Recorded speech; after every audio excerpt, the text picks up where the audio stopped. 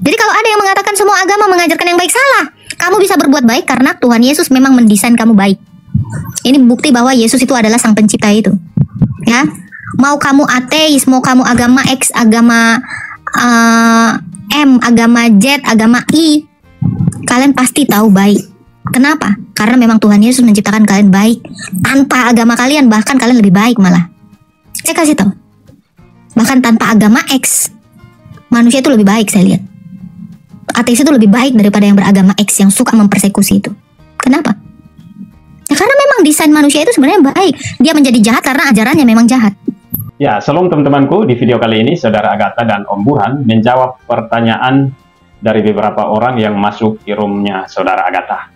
Mari langsung saja kita simak bersama-sama video ini. Dan mohon jangan di-skip teman-teman ya. Karena banyak pengetahuan tentang iman Kristen yang akan kita dapat dalam video ini. Dan tentunya, jawaban-jawaban dan pesan-pesan dari Saudara Agatha dan Om Burhan membuat iman kekristenan kita semakin kuat dan semakin mencintai Tuhan Yesus Kristus. Mari sama-sama kita simak video berikut ini.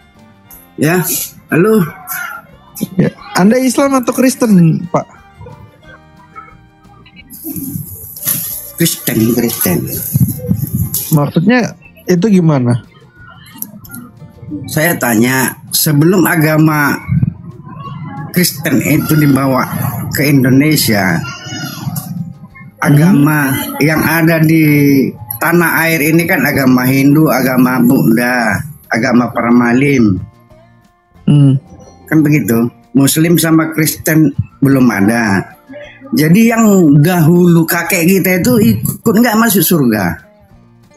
Ya itu, dia memiliki hati nurani yang menjadi hukum Taurat bagi dirinya. Itu ada di surat Roma itu ya. Roma ya, Umul ya. Iya. Atau Roma 2 ayat 14 sampai 16. Nah, itu coba dibaca Roma 2 ayat 14 sampai 16, Pak.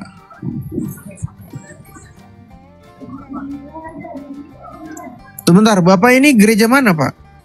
AKBP. Rawamangun. Maksud typingannya apa, Pak? Maksud saya bertanya, kalau kakek kita dahulu kan itu belum Kristen, masih Paramalim. Agama Batak itu agama Paramalim namanya. Kalau sebelum lahir Yesus, Pak, ini bahan pertanyaan saya, Pak. Dia berbuat baik nggak? Ya, Dia berbuat baik nggak? Ya buktinya sih. Nah, itu coba baca Roma 2. Ya, coba baca Roma 2 ayat 14 sampai 16. Coba. Saya nggak ada. Bacain ya, bacain. Coba dibacain dulu. Sampai 16 ya. Agak berisik, Pak. Apabila bangsa-bangsa lain yang tidak memiliki hukum Taurat oleh dorongan diri sendiri melakukan apa yang dituntut hukum Taurat, maka walaupun mereka tidak memiliki hukum Taurat, mereka menjadi hukum Taurat bagi diri mereka sendiri. Sebab dengan itu mereka menunjukkan bahwa isi hukum Taurat ada tertulis di dalam hati mereka, dan suara hati mereka turut bersaksi, dan pikiran mereka saling menuduh atau saling membela. Hal itu akan nampak pada hari bila mana Allah sesuai dengan Injil yang kuberitakan akan menghakimi segala sesuatu yang tersembunyi di dalam hati manusia oleh Kristus Yesus. Begitu isi ayatnya di Roma 2 ayat 14 hingga 16. Lanjut Om Burhan. Maksud saya, kalau dia sudah meninggal gimana penyelamatannya? Thank you Kak, grateful. Itu ayat 15 Aku siap-siap dulu ya, mau ke kantor. Siap Om. Itu kan udah jelas tadi, coba dibacakan ya. Akan nampak, ini kan setelah meninggal.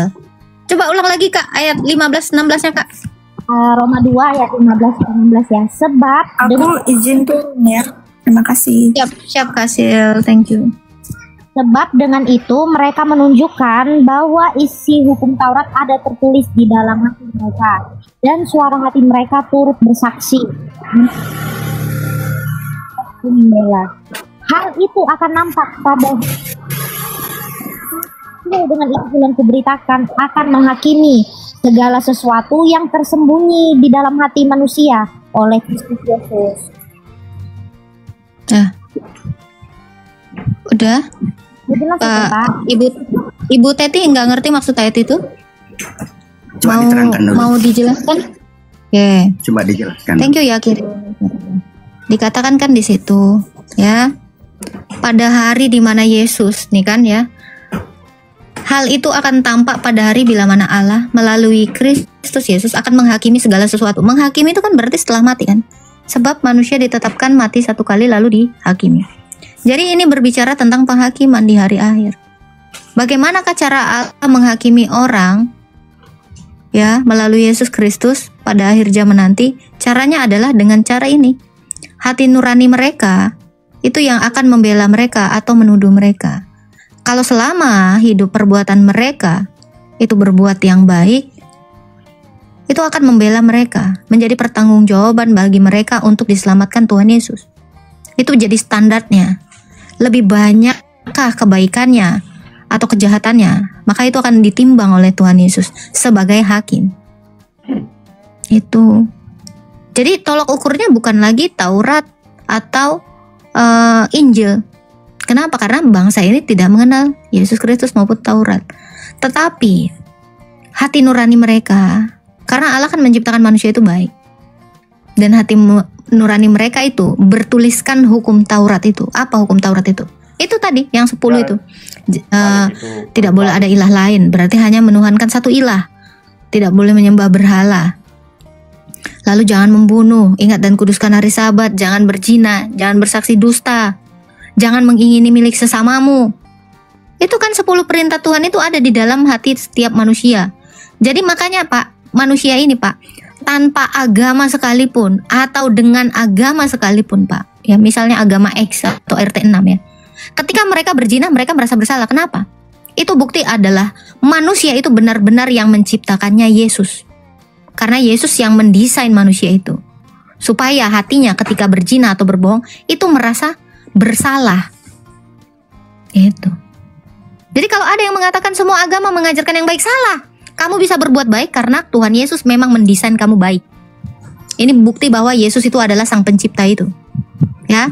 Mau kamu ateis, mau kamu agama X, agama M, agama Z, agama I, kalian pasti tahu baik. Kenapa? Karena memang Tuhan Yesus menciptakan kalian baik. Tanpa agama kalian bahkan kalian lebih baik malah. Saya kasih tahu. Bahkan tanpa agama X, manusia itu lebih baik saya lihat. Ateis itu lebih baik daripada yang beragama X yang suka mempersekusi itu. Kenapa? Ya karena memang desain manusia itu sebenarnya baik. Dia menjadi jahat karena ajarannya memang jahat. Itu. Dan hari penghakiman nanti, ini timbangan Tuhan Yesus sebagai hakim. Ini yang akan menghakimi mereka. Apakah kejahatan mereka lebih banyak atau kebaikan mereka lebih banyak? Karena apa? Semua di hari penghakiman di hadapan Tuhan Yesus itu telanjang. Dosa-dosa kalian itu akan kelihatan, mau yang ketahuan maupun yang tidak. Itu caranya Allah. Ya, jadi cara Allah untuk menghukum orang-orang yang permalim yang kata Anda itu sama caranya dengan agama X. Karena agama X ini nggak kenal Taurat, nggak kenal Injil. Semua agama yang tidak mengenal Taurat dan Injil atau Yesus, semua akan ditimbang sama standarnya. Ya, jadi untuk agama yang mengaku-ngaku saya mengimani kitab sebelumnya, bullshit, karena mereka itu tidak mengenal apa itu Taurat. Karena mereka tidak mengenal apa itu Injil. Bahkan mereka tidak tahu apa-apa. Nah itu, mereka itu akan ditimbang bersama dengan orang-orang yang ateis itu. Seperti itu caranya. Karena Yesus itu adalah hakim ketika dia datang kedua kali. Itu maksud dari Roma 2 ayat 14-16 ini. Jadi untuk yang mengatakan yang menciptakan itu bukan Tuhan Yesus. Yesus. Saya katakan yang ciptain kamu itu semua Yesus. Makanya Yesus taruh itu Taurat di dalam loh hatimu. Ada ayatnya. Makanya tanpa diajarin agama Kristen pun, ya, agama X ini tetap tahu kalau dia bohong, dia akan was-was. Kenapa? Karena memang Yesus yang menciptakan dia. bukan Tuhan yang sebelah atau yang ngaku-ngaku Tuhan. Bohong itu semua. Gak ada Tuhan mereka itu menciptakan manusia. Karena Tuhannya bahkan tidak tahu manusia itu diciptakan bukan untuk mati.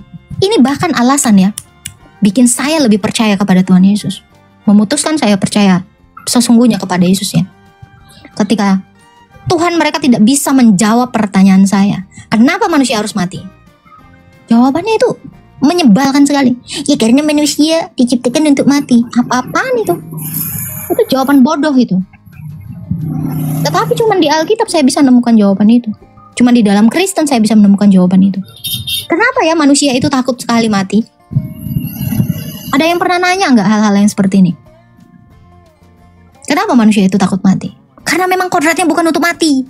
Maka jiwa kita, roh kita sangat mengenal sekali. Kita tidak pernah ingin mati. Nah inilah yang dilakukan Yesus 2000 tahun yang lalu ketika dia di kayu salib. Menaklukkan ketakutan manusia. Ibrani 2 ayat 15. Coba dibacain Kak Graceful. Manusia itu takut mati. Bohong kalau manusia itu tidak takut mati. Ibrani berapa? 2 ayat 15.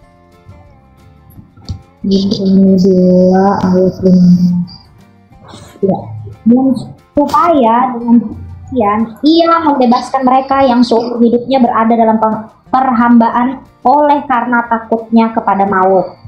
Nah itu Tuhan Yesus itu menolong orang-orang yang seumur hidupnya ketakutan dalam perhambaan akan takutnya mati, maut. Jadi sebenarnya jiwa kita pun mempertanyakan itu loh.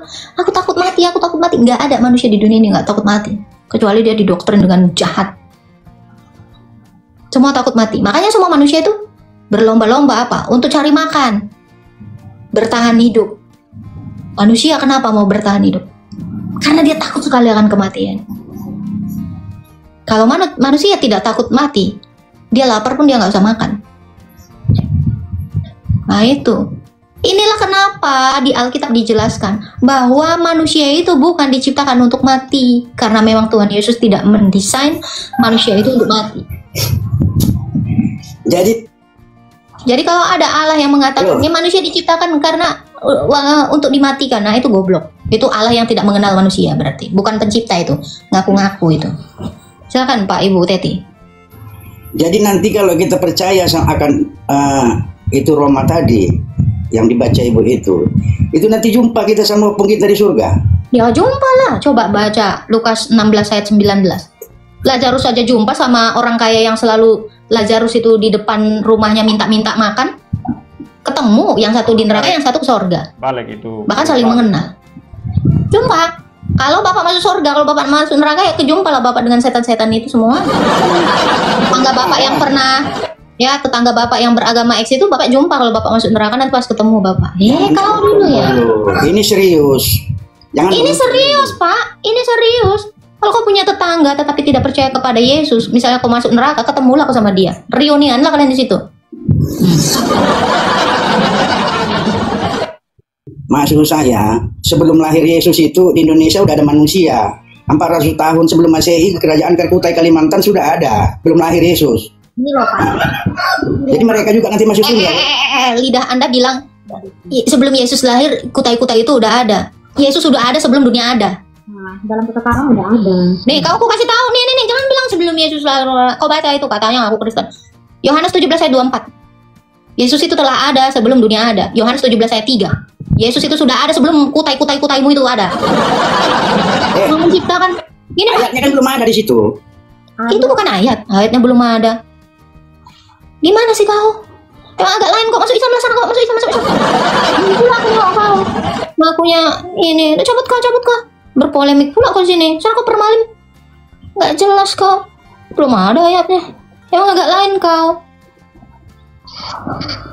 Saya dia bilang Yohanes itu di abad 1 udah ada kutai katanya. Kutaimu aja kau bilang 4 Masehi.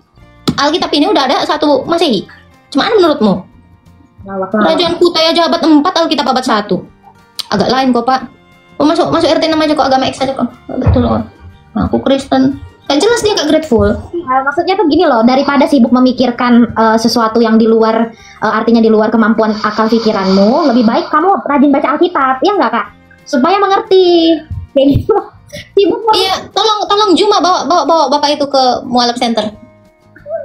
Nggak kepake pula orang kayak gitu di sini. Malu-maluin. Katanya Kutai itu abad 4, Alkitabnya udah abad 1. Udah ada. Mualaf aja Pak, udah cocok kalau itu. Juma, angkut, gas. Pak Mualaf Center. Agak lain dia. Pantas Om Burhan emosi tadi sama dia. Silakan Juliana si Tepu 412. 412. Halo Meloredo 12. Halo Meloredo 12. Double gini aku pening lah. Angkut ya Juma ya. Tolong Bapak tuh amankan segera. Cocok itu untuk kalian. Cocok kali. Capek kita. Kak Grateful udah bacain. Bengek. Halo, Shalom Kak. Salam. Izin sedikit nanya aja Kak, nyambung yang tadi tuh Kak, kan kalau Kakak bilang yang belum percaya kepada Yesus itu ditimbang ya, baik salah dan baiknya. Nah, jadi kelebihan kita yang ikut Yesus ini gimana Kak? Apakah kita juga ditimbang, dilihat juga baik dan benarnya kan Kak? Percuma lah Yesus itu di kayu salib, kalau ditimbang juga kau. Ngapain Yesus disalib kalau kau sama-sama mereka? Itu. Jadi intinya berarti kita punya jalur khusus masuk ke... Gini saya jelasin. Kenapa yang tidak percaya kepada Kristus, yang tidak mengenal Taurat itu ditimbang ya? Karena mereka tidak mengenal kurban. Enggak? Kenapa mereka tidak mengenal kurban? Karena menghapus dosa itu harus dengan cara berkurban. Sementara mereka tidak kenal Taurat. Karena kurban yang sejati itu ada di Taurat. RT 6 gak ngerti cara kurban. Ya? RT 6 nggak tahu cara seorang imam itu. Kenapa seorang... Aduh, di-mute dulu Pak. Ya. Kenapa RT 6 itu mengaku pun dia mengimani Taurat tetapi tidak melakukan Taurat? Karena kita bisa baca di dalam Jabur 147 ayat 19-20. Bangsa-bangsa lain tidak mengenal ini, hanya khusus untuk Israel. Jadi bagaimanakah kurban yang benar itu? Mereka nggak tahu. Sementara bangsa Israel tahu, orang Kristen tahu. Karena penghapusan dosa itu melalui kurban. Inilah sebabnya kenapa saya katakan, kalau kita ditimbang juga sama seperti mereka, artinya kita tidak mengerti apa arti kurban yang dilakukan Tuhan Yesus. Orang Kristen ke gereja itu untuk kurban. Apa itu? Ekaristi. Jadi setiap kali kita melakukannya, dosa kita sudah dihapus Tuhan Yesus. Ketika kau mati besok, kau tidak ditimbang, auto diangkut sama malaikat ke Firdaus. Makanya jangan mati dalam dosa. Kalau kamu masih berdosa, kamu boleh melakukan ekaristi setiap hari. Perlukah ditimbang? Loh, ketika misalnya kita ekaristi, kita sudah mengaku dosa. Dosa kita udah nggak ada. Set. Terus kita mati. Apa yang mau dihakimi? Apa yang mau dihakimi sama Tuhan Yesus? Dosa kita udah dihapuskan melalui ekaristi. Karena itu adalah kurban yang diserahkan kepada kita. Itu kata Yesus di dalam 1 Korintus 11 ayat 24-26. Itu data. Anak pertama, baca 1 Korintus 11 ayat 24, 25, 26. Itu. Jadi apakah kita harus lagi ditimbang-timbang seperti orang yang tidak mengenal Taurat? Enggak dong. Itu hanya khusus untuk yang tidak mengenal Taurat itu, yang ditimbang-timbang itu. Jadi kalau orang Kristen pun seandainya kamu tidak mengetahui makna kurban yang dilakukan Tuhan Yesus, ditimbanglah kau. Nah, makanya kita setiap hari berdosa. Yesus itu apa? Lakukanlah ini setiap kali. Lah, tiap hari kita itu harus melakukan ekaristi. Makanya ini sebabnya saya kenapa kalau 1 minggu nggak perjamuan saya nangis-nangis, minta Romo bikin perjamuan. Kalau saya mati besok, dosa saya sudah hilang, semuanya sudah diampuni. 1 Korintus 11 bang, 1 Korintus 11 ayat 24, 25, 26. Nah ini, jadi kenapa yang tidak mengenal Taurat itu ditimbang? Ya karena mereka tidak punya hukum ini. Orang Yahudi setiap kali buat dosa itu melakukan kurban. Ya, beberapa kali dalam 1 tahun. Jangan prapret mengimani Taurat kok nggak tahu Taurat. Mengimani Jabur kok nggak tahu Jabur 147 ayat 19-20. Itu Jabur itu. Mazmur. Beriman tapi kok nggak tahu isinya apa. Untuk apa? Ya toh? Itu ya. Jadi kalian semua yang tidak mengenal kurban itu kan akan dihakimi segera. Tuh, ya. Itu maksudnya Pak GL 100. Jadi kita orang Kristen kenapa kita itu tidak perlu lagi dihakimi seperti orang-orang yang tidak pernah mengenal Taurat dan tidak mengenal Injil? Karena Yesus itu sudah ada di dalam kita. Makanya tujuan orang Kristen ke gereja itu adalah untuk ekaristi, untuk kurban. Jadi apakah hukum Taurat Musa dihapuskan? Bukan, semakin kita teguhkan. Kurban itu tetap ada hingga detik ini. Hingga sampai, coba bacakan Kak ini, Kak Grateful.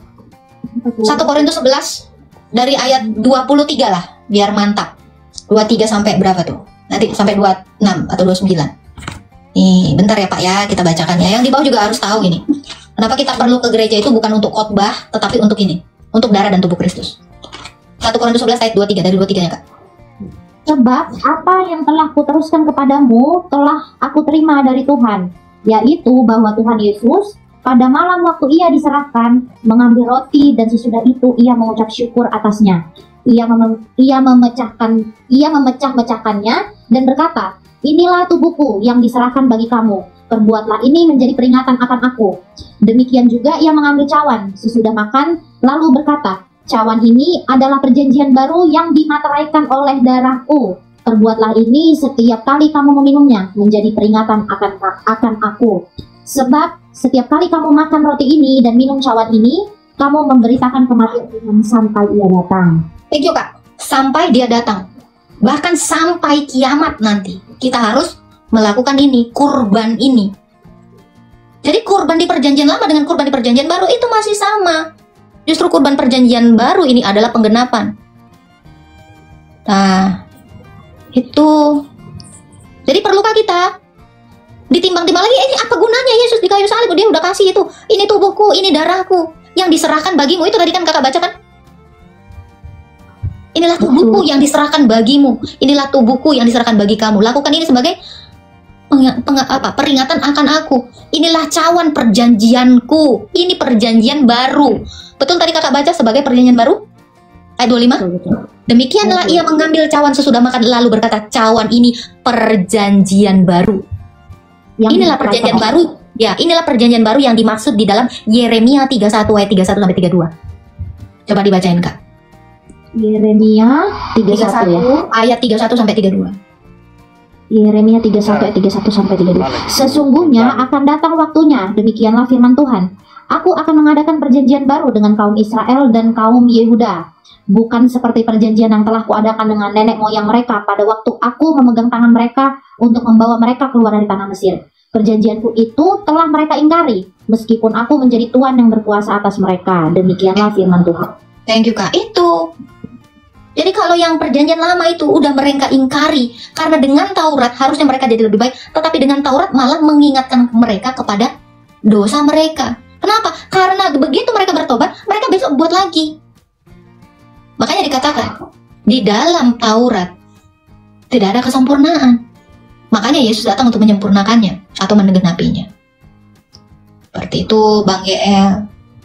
Jadi kita tetap berkorban. Itulah intinya kenapa kita tidak perlu lagi ditimbang dan dihakimi.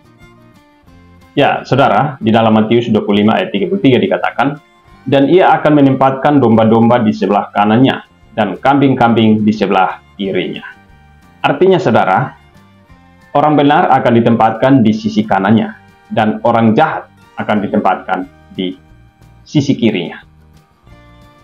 Saudara, kematian merupakan hal yang tidak dapat dihindari oleh setiap orang.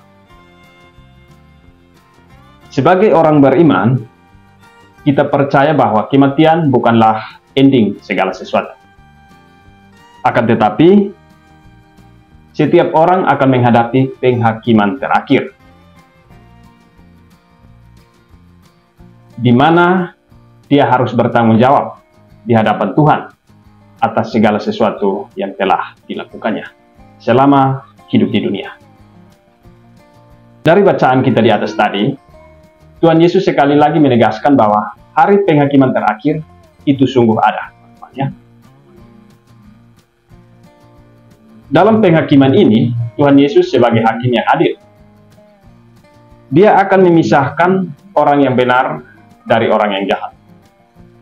Orang benar akan mendapatkan hidup yang kekal, sedangkan orang yang jahat akan mendapatkan hukuman kekal. Ya, teman-teman sekalian, demikian video ini. Semoga lewat video ini kita semua tercerahkan ya. Tuhan Yesus memberkati dan sampai jumpa di video yang akan saya tayangkan di channel ini. Tuhan Yesus memberkati. Shalom.